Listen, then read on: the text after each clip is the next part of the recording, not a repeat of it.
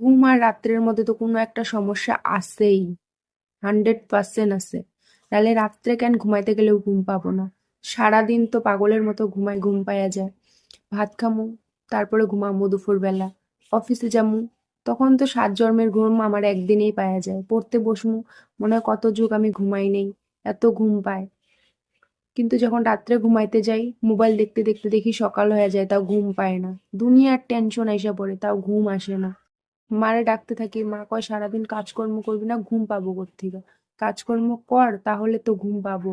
কাজকর্ম কইরা দেখলাম, ঝাড়ু দিলাম, বাসন মাজলাম, কাপড় ধুইলাম, এত কষ্ট করলাম, হাইটা যাওয়া আসা করি অফিসে, তাও ঘুম পায় না। আর কি করবো, আর কি করলে ঘুম পাবো? এদিকে আমার চোখের নিচে ডার্ক সার্কেলও আইসা পড়ছে, কিন্তু ঘুম আসে না।